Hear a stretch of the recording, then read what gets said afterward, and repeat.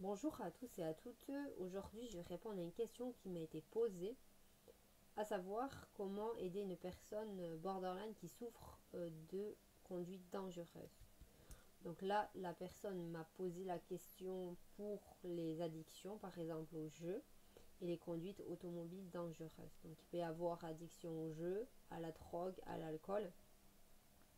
Et j'en avais parlé dans mon ancienne vidéo que vous pourrez trouver. C'est le borderline en crise où j'avais expliqué un petit peu le moment de crise du borderline. Là aussi, je vous invite à la regarder pour la personne qui m'a posé cette question et pour les autres qui sont intéressés par le sujet. J'expliquais un petit peu le processus de crise. Mais là, je vais vous donner un petit peu quelques informations complémentaires pour désamorcer ce genre de crise. Donc le borderline est de toute façon quelqu'un qui va rentrer en crise assez souvent. Voilà, à part si la personne est suivie régulièrement par un psychiatre, malgré tout, même avec un bon suivi, il y aura toujours des moments de crise qui vont s'estomper au fil du temps de toute façon. Ne vous inquiétez pas pour ça. En général, si la personnalité a un cadre de vie rassurant et stabilisant, il n'y a pas de raison pour que ça monte crescendo. Il y aura toujours des bas, ça c'est sûr. Mais voilà, vous, en tant que proche, votre rôle, c'est de protéger la personne borderline, mais de vous protéger aussi. Parce que c'est vrai qu'on dit souvent que la personnalité borderline souffre énormément, mais les proches souffrent aussi énormément. Et c'est pour ça aussi que vous pouvez vous retrouver impuissant et désemparé face à la violence de ces crises-là. Parce que souvent, ce sont des crises qui partent d'une petite chose, c'est-à-dire que la personnalité borderline est tellement susceptible que ça peut partir d'un reproche pour monter vraiment crescendo et arriver en situation de crise. Donc soit ça va être une crise sur le moment, c'est-à-dire que la personne va péter un câble et va essayer d'attenter à sa vie ou va vraiment prendre la route par exemple à 200 km/h sur l'autoroute, ça peut arriver. Dans ce cas-là, effectivement, c'est une crise qu'il faut désamorcer immédiatement. Donc si vous êtes face à face avec cette personne-là et que la personne borderline justement est en pleine crise de colère, d'agressivité, le mieux à faire, c'est, si vous n'arrivez pas à communiquer, c'est de vous retirer quelques instants et attendre que le borderline redescende en pression.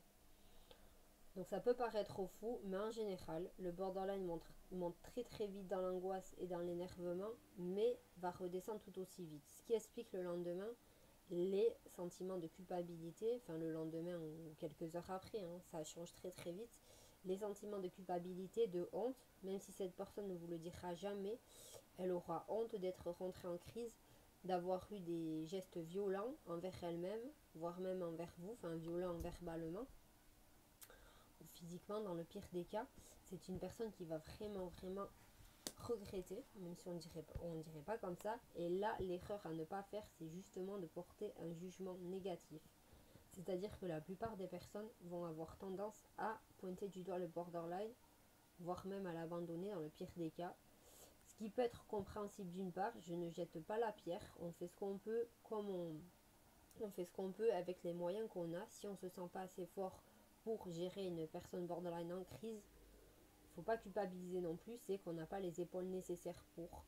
Et des fois, c'est extrêmement difficile si nous-mêmes, on n'est pas vraiment équilibré psychologiquement, de devoir gérer ce genre de personnes, ça peut faire extrêmement de dégâts pour les proches. Ça, c'est vrai et je le dirai toujours jamais assez.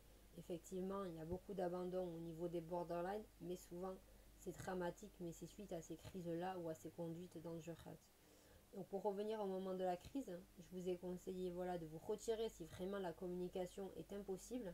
C'est-à-dire que si vous rentrez en colère avec cette personne-là, ça va monter crescendo encore et encore. Donc le but c'est justement que ça ne monte pas plus que ça ne l'est. De toute façon ça ne peut pas être pire que ce que c'est maintenant.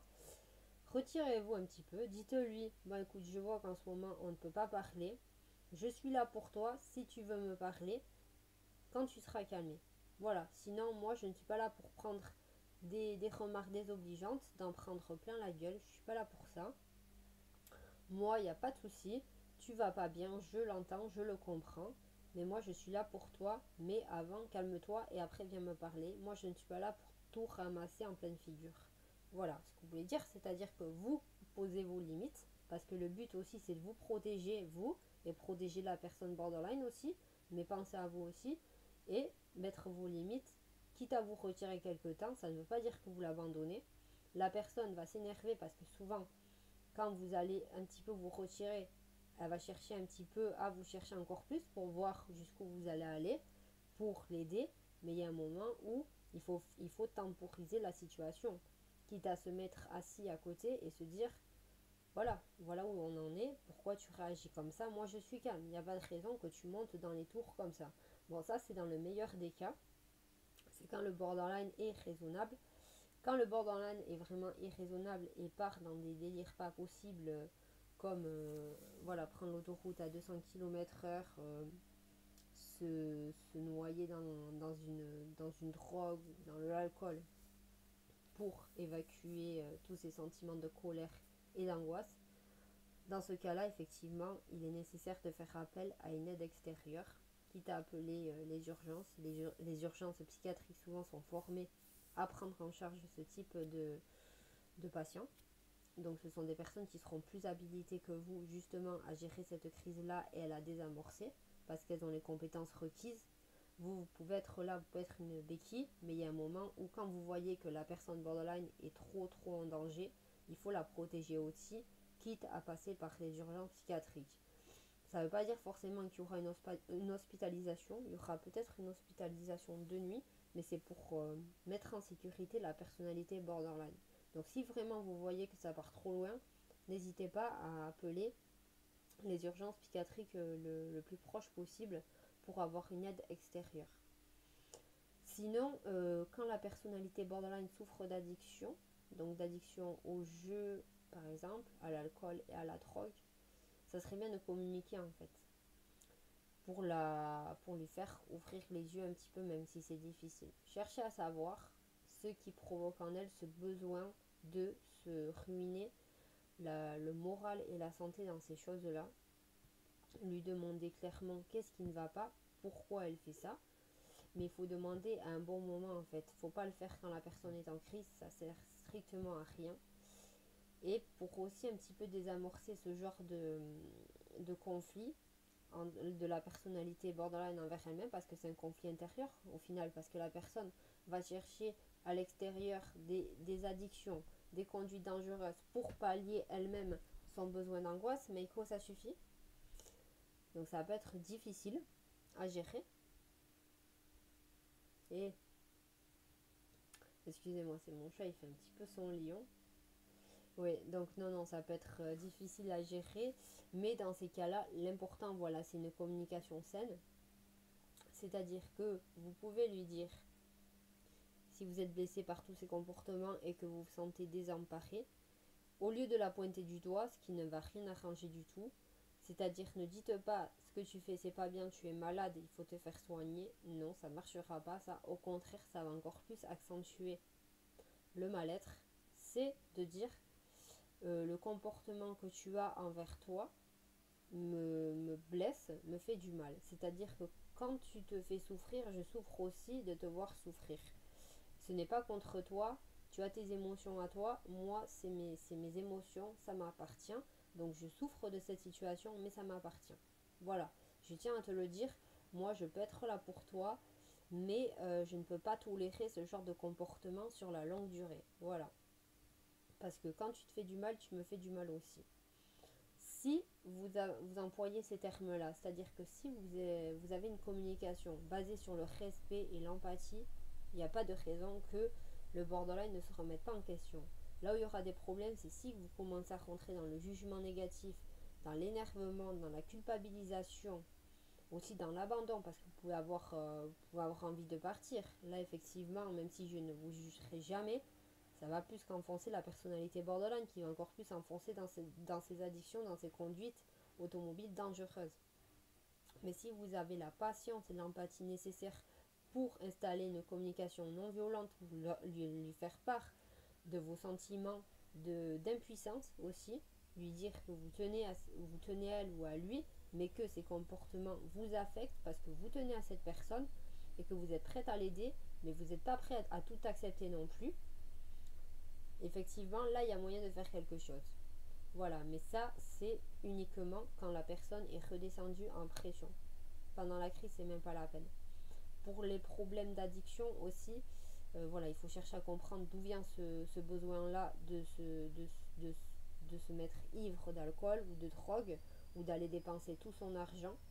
Chercher à comprendre pourquoi la personne ne tire pas profit autrement qu'en dépensant son argent dans des jeux. Chercher à savoir qu'est-ce que ça lui procure de jouer autant en fait. Parce que c'est une personne qui joue avec le feu de toute façon.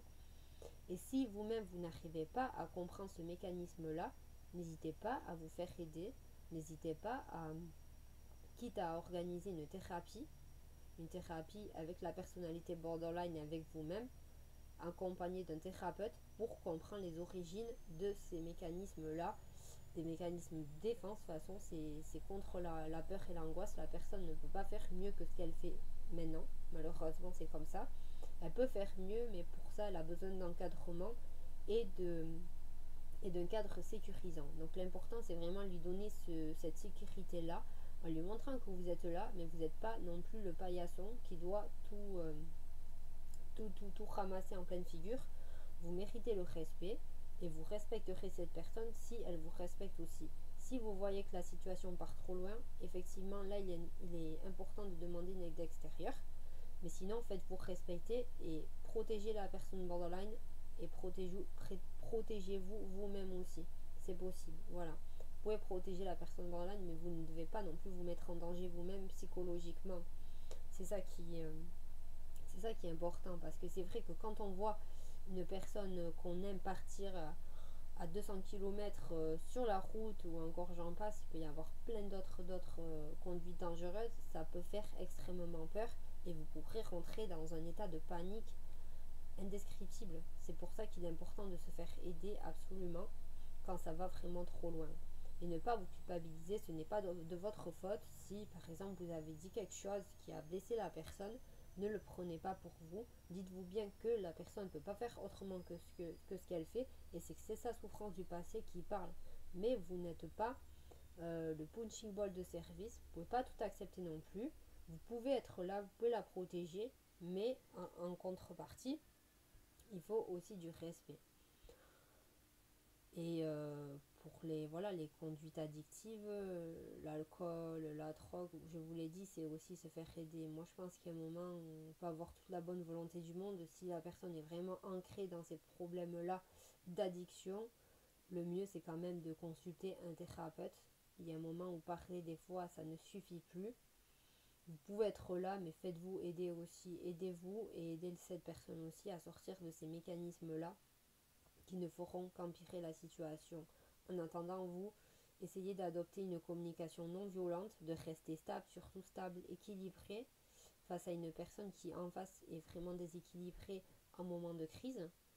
De toute façon, imaginez un petit peu la scène. Vous avez vous, par exemple, ici, et vous avez la personnalité borderline. Donc là c'est vous, et là c'est la personnalité borderline en période normale, donc quand la personne n'est pas en crise. Voilà. Il suffit que la personne soit en crise, donc la personnalité borderline ici. Vous allez voir, par exemple, imaginez que vous avez un élastique qui vous relie les deux. L'élastique, il est autour de mes doigts. La personnalité borderline entre en crise. Qu'est-ce qu'elle fait? Elle part, elle part, elle part, et vous sentez l'élastique qui tire. Voilà, vous vous sentez oppressé, vous sentez que la personne vous échappe et qu'il y a quelque chose, l'élastique en fait va tirer. Voilà, donc vous, votre premier réflexe, qu'est-ce que ça va être? C'est d'aller rattraper la personnalité borderline, de rentrer un petit peu dans sa crise, d'aller la suivre dans son délire du moment. Le délire, ne le prenez pas mal, c'est juste que je trouve pas forcément des fois les mots en fait pour parler. Mais voilà, vous allez vouloir suivre la personne dans sa crise et qu'est-ce que ça va faire? Vous allez dégringoler les deux. C'est pas ça qu'on veut. Donc voilà, vous, la personne borderline, la personne est en crise, vous la laissez, vous sentez que l'élastique se tend, mais qu'est-ce qui se passe après? En général, il y a un moment où l'élastique ne peut plus aller plus loin de ce qu'il peut aller, de ce qu'il peut faire en fait. Et vous allez remarquer, Maïko, ça suffit. Et vous allez remarquer que la personne borderline, quand vous voyez que elle va trop loin et elle-même perçoit que vous êtes là et vous êtes resté stable et équilibré, qu'est-ce qu'elle peut faire d'autre à part revenir? L'élastique revient toujours à son point de départ. Il était tendu un moment, puis revient en mode normal après. Donc c'est ce qui va se passer quand la personne borderline va essayer de vous entraîner un petit peu dans ses conduites à risque. Vous devez rester absolument stable et équilibré ici au centre.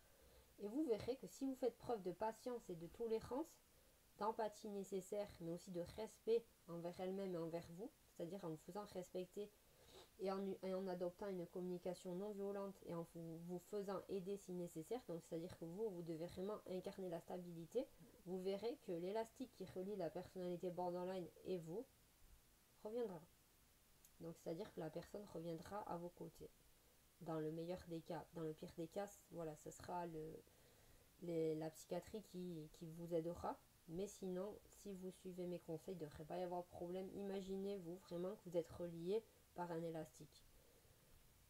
Pour moi, c'est un bon moyen, du moins, de pouvoir comprendre un petit peu ce mécanisme de crise pour ne pas être vraiment trop pris dans l'angoisse du borderline et pour revenir à des émotions plutôt raisonnées.